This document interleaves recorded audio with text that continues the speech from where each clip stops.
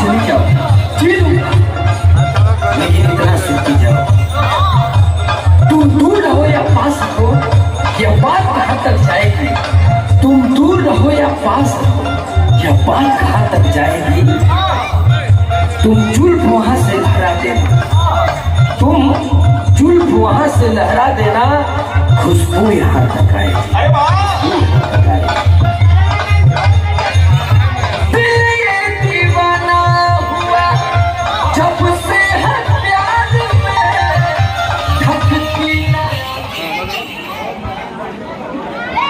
Traffic jam करे मत music चले Spotify Spotify सुनते जा, click here to download.